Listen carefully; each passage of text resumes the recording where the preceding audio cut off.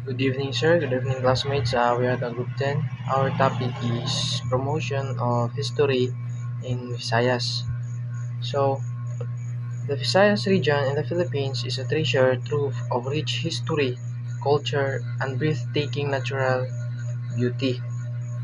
So, in Visayas, there is a lot of historical landmarks, including Magellan's Cross.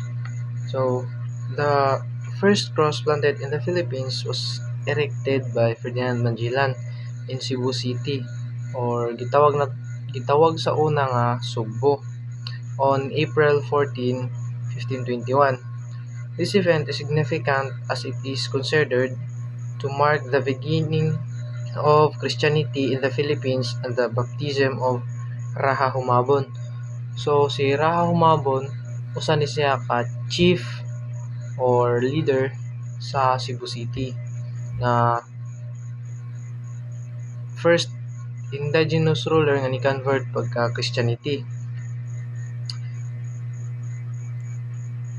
So, Magellan's Cross located in Plaza Sugbo, Magellan Street, Cebu City.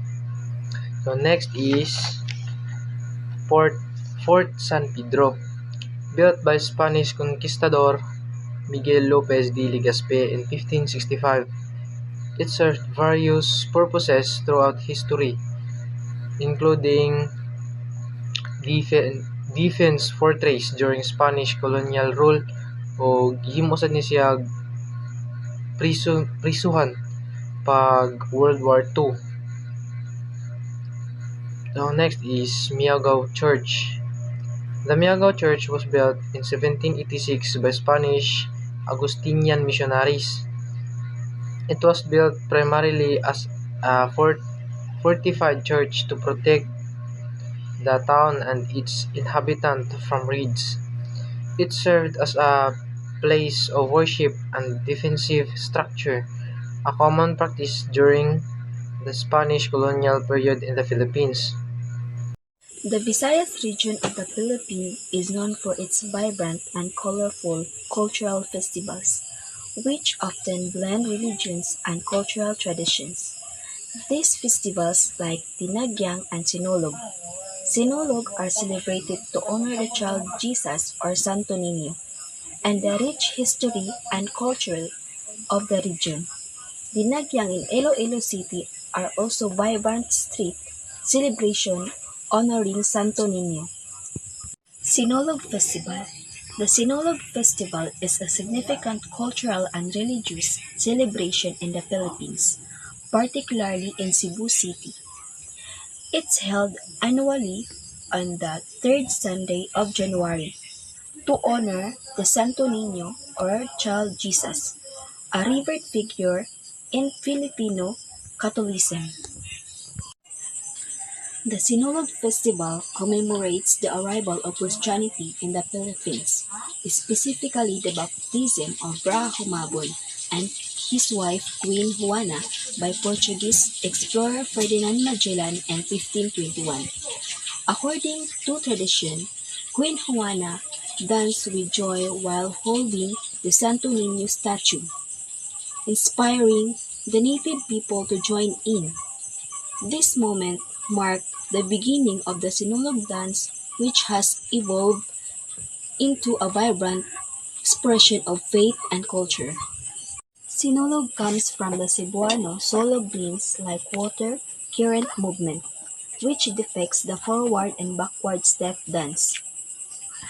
Dinagyang Festival is a significant cultural and religious celebration in the Philippines, specifically in Iloilo City. Its history dates back to 1967, when Augustinian Father Sulpicio Enderes witnessed the Ati-Atihan Festival in Aklan introduced the devotion to Santo Niño in Iloilo. On 1968, a replica of Santo Niño from Cebu was brought to Iloilo and enshrined at San Jose Parish Church. Marking the beginning of the festival on 1969, the first Dinagyang Festival was held, initially called Ati-Atihan Festival, with a dance ritual sad performed by parishioners. On 1977, The festival was renamed Dinagyang, meaning celebration or merry-making in Hiligaynon to distinguish it from Aklan's encourage local government to promote tourism. Visayas local cuisine refers to the unique and diverse food traditions of the Visayas region. In the Philippines, a group of islands known for their rich culinary heritage and blend of indigenous and external influence. It's characterized by fresh, tropical ingredients and variety of savory and sweet dishes. The first Visayan local cuisine, which is lechon, is a roasted pig dish that deeply ingrained in Filipino culture and cuisine. The name lechon originates from the Spanish word leche, or meaning milk, which initially referred to a saki pig and roasted on a spit. Lechon was introduced to the Philippines by Spanish colonists during their 300-year rule.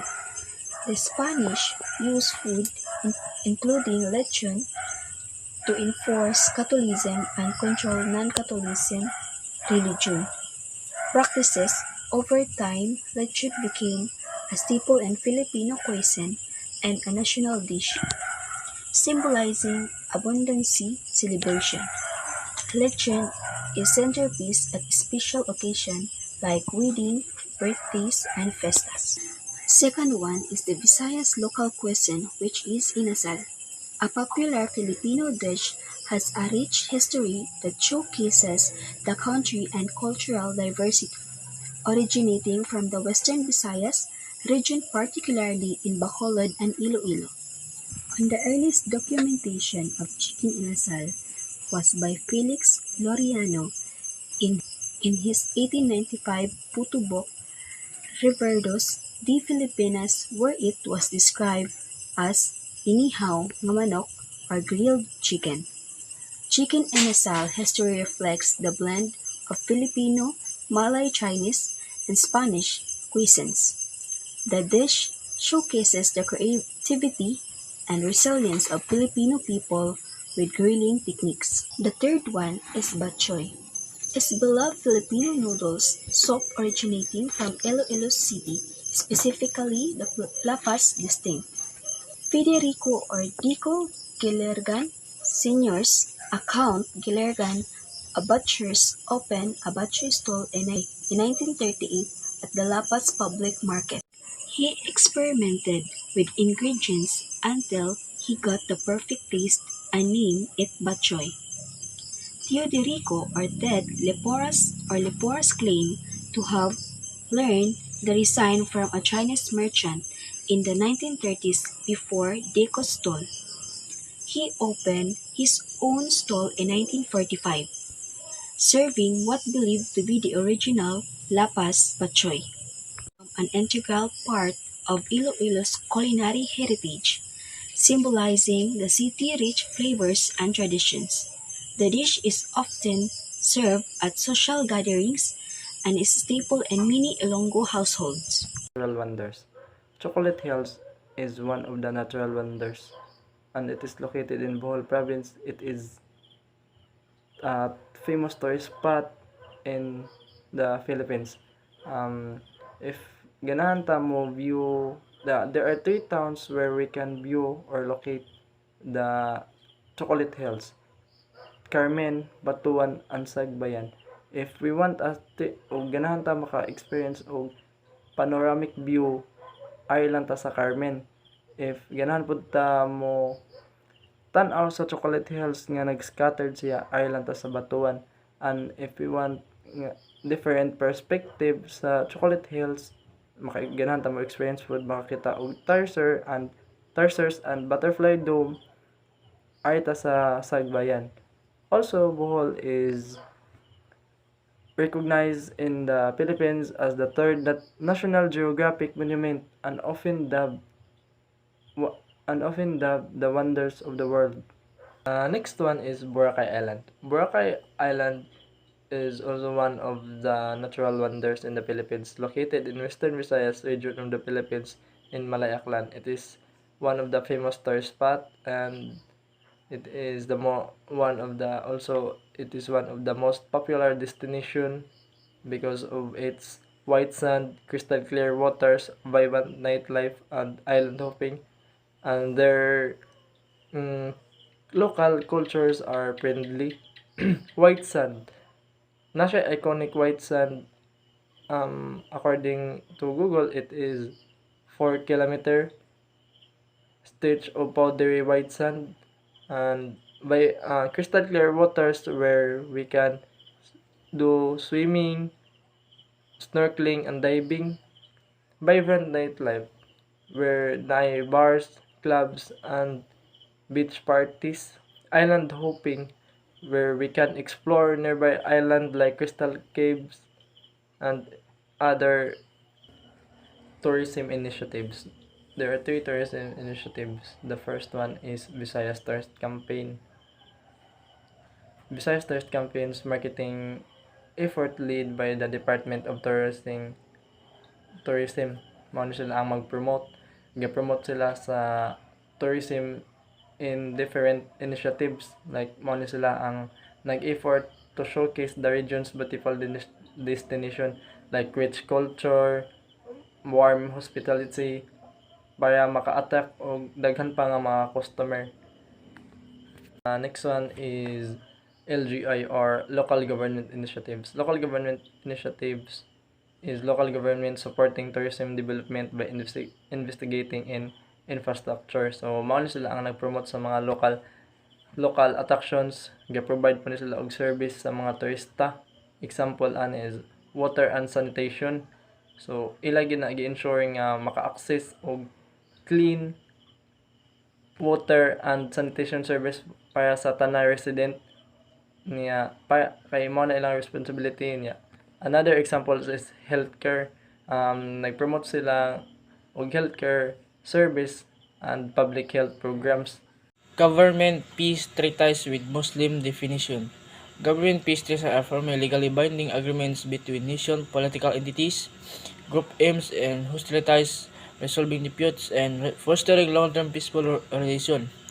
Islamic tradition sa government peace treaties is naa siya'y significant place and guided by moral and ethical values gikan sa Quran and Sunnah. Key treaties in agreement and government peace treaties. So naay 5 ka key treaties ang government peace. Una, gitawag sa ceasefire. Ang ceasefire is nag-refer siya is temporary suspension of fighting offense, the first step toward broader peace process. Nya ang sa Islam concept aning ceasefire is gitawag siya og hudna. Nag-refer siya the process hostilities to allow for negotiation or humanitarian efforts. So mo to ang Islam concept sa ceasefire. Ikaduha is gitawag sa peace treaties. Nag-refer siya og formal agreements to end war and define the terms peace such as territorial changes or political recognition. Ang Islam concept sa peace treaties is known as sulh, means reconciliation or peaceful resolution. So mao to ang Islam concept sa peace treaties. Ikatulo, trade and economic agreements. These treaties promote cooperation in trade, investment and economic development between parties. Islam perspective sa trade and economic agreement is Islam supports first trade and economic partnership that avoid explanation. So mao to ang perspective sa trade and economic agreements. Ikaapat, secretary and non-aggression pacts. So ang secretary and non-aggression pact nag-refer sa agreements that engage to hostile action or support enemies of the other party. Ang Islam concept aning security and non-aggression pacts is nag-refer siya such pacts are acceptable if they protect human life and property, ensured peace. So mao to ang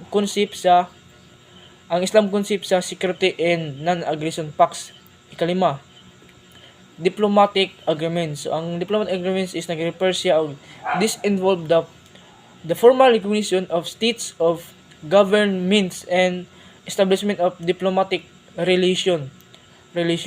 So ang Islam view aning diplomatic recognition agreements is Islam permits such recognition if it leads to does not compromise Islamic values. So mo to ang lima ka key treatise sa government peace treatise.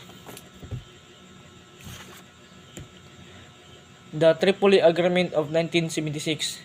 The government peace treatise sa Tripoli is nahitabo siya noong December 23, 1976 dito sa Tripoli, Libya sa pamagitan ng pamahalaan ng Pilipinas at ng Moro National Liberation Front or MNLF ng Organization of the Islamic Conference OIC sa pamagitan ng Libyan President Muammar Gaddafi. Ang background sa MNLF or Moro National Liberation Front is the Moro conflict in the southern Philippines began in the early 1970 when the MNLF Muslim separatist group issued independence or autonomy for Muslim majority areas in Mindanao, Sulu, and Palawan. Ang Islam perspective sa aning MNLF is from a Muslim peace treaty viewpoint. The Tripoli Agreement reflects a form of such as peaceful settlement and at justice, autonomy, and protection of religious rights. The agreement on Bangsamoro was final peace agreement signed between the government of Philippines and the Moro Islamic Liberation Front on March 27, 2014 at the Malacanang Palace in Manila, which eventually led to the creation of the Bangsamoro Autonomous Region in Muslim Mindanao. So, para na ako like kanang mayusad nga tagaan nga og kanang peace agreement kay parehas ra man ta kanang Pilipino like kanang kontra ra kita like kanang mayusad sa nga nihatag sila og kanang peace agreement ang government like ang agreement na ang government na lang ang ni adjust para kuan but also ni-adjust ang kanang kuan like both side lang sila before nga like kuan siya like kontra ang kanang government ug ang kining Moro Islamic Liberation Front but ang government is nihatag og peace agreement kay dili sila ganahan nga kanang like makagubot ang rehiyon tungod lang ng kamay lang nga panagbangi so nihatag sila og peace agreement which is ang kanang CAB or the Comprehensive Agreement on Bangsamoro. So nihatag sila og peace kay para dili na makagubot ang rehiyon nga makakuan na niya wala nay kanang kinabuhi nga makalas sa kanang ato sa Mindanao kay the more nga kanang magagubot since the more siya nga magkakalas ang kinabuhi kay puro sa man sila iso ganana ya sa kaning about sa kaning kasabutan sa kalinaw nagpasabot og labaw pa sa pagtapos sa panagbangi kini nagsimbolo sa usa ka pagsalig sa inclusivity, diversity ug pagsabot bisan pa ang mga hagit nagpabilin ug ang panaw padulong sa usa ka tinuod nga malinawon nga rehiyon nagpadayon apan taliwala niini ang mga babag adunay paglaom usa ka paglaom sa maabot diin ang mga pamilya wala na naglalis sa pagkawala sa inosenteng mga kinabuhi kundili nagsaulog hinuon sa usa ka saad sa malinawong rehiyon ang CAB nisilbi nga usa ka mahingdanong himan sa pagsulbad niining padayon nga mga hagit sa paglambo sa maluntarong kalinaw sa Bangsamoro nga rehiyon. So ang CAB is kanang gihimo siya nga kanang law about sa mga Muslim kay para dili na kayo tanto nga gubot sa autonomous region in Muslim Mindanao sa Bangsamoro. So gihimo siya nga kanang law para magka tingayon ang gobyerno ug ang ang Muslim Mindanao. Kaysa una, like, more on kuan sila kana, more on gobot, like ana. But in March 27, like nalagdaan na nga sa Malacañang Palace na buhaton ang CAV or ang the Comprehensive Agreement on Bangsamoro. This is my topic. The Treaty of Paris was signed in 1998 between the Philippines government and the Moro National Liberation Front. However, there are a couple of relevant agreements. The Tripoli Agreement 1976. This agreement was signed between the Philippines government and the facilitated by Libya. It aimed to establish autonomy for the Moro people in the southern Philippines. The Final Phase Agreement 1996. This agreement was signed between the Philippines government under the President Fidel Ramos and the led by Nor Miswari. It established the autonomous region in the Muslim Mindanao and provide for the integration of fighter into the Philippines Armed Force and Police. The Treaty of Paris, on the other hand, typically refers to this 1898 treaty that ended the Spanish-American War, where Spain ceded the Philippines to the United States. Peace Agreement of MILF and Government. After nearly 40 years of conflict that has left tens of thousands of people dead, the agreement signed was between the separatist group or Moro Islamic Liberation Front or MILF and the government under President Benigno Aquino III. The faction is the country's largest Muslim rebel group and the main insurgent group which has been fighting for autonomy. The Comprehensive Agreement of Bangsamoro is the dawning glory of struggle, or MILF Chairman Morad Ibrahim said at the ceremony in Manila. The term Bangsamoro is a local term which refers to a Muslim homeland. Within this agreement, the legitimate separation of the Bangsamoro and the commitment of the government of the Philippines to recognize those aspirations are now sealed. With this agreement, the legitimate aspirations of the Bangsamoro and the commitment of the government of the Philippines to recognize those aspirations are now sealed. The peace agreement foresees the creation of an autonomous region for the Muslim population to be located in the southern Mindanao region, and it is ARMM, or Autonomous Region in Muslim Mindanao, replaced with BAR of Bangsamoro Autonomous Region. It will have a power-sharing agreement with the central government, allowing its own leadership to control most of its own natural resources and revenues.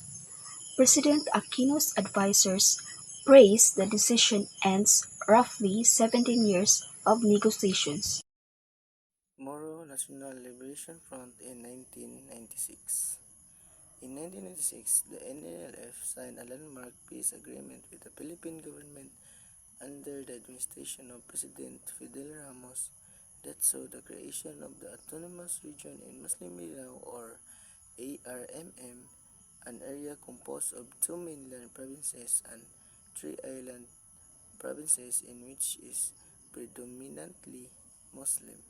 Kanang sa time ni kanang Duterte on December 29, 2021, nagkapis ang MNLF ug ang government kay naka kuan sila og partnership nga kanang giubanan ni sa chair sa MNLF si Miswari, nga siya may kanang nihatag og kanang paagi nga kanang makakuyog siya sa kanang mission ato. The Moro National Liberation Front, or MNLF, is primarily fighting for autonomy or independence of the Moro people in southern Philippines, especially in the Bangsamoro region. This includes advocating for self-governments and a distinct political identity for the Muslim population in Mindanao, Palawan, and Sulu. Some MNLF factions have also sought the creation of an independent Islamic state. Philippine government kay hate nila ang MNLF because the Philippine government hate for the Moro National Liberation Front or MNLF stems from the MNLF's long-standing armed separatist insurgency and its opposition to the peace agreement reached with the government.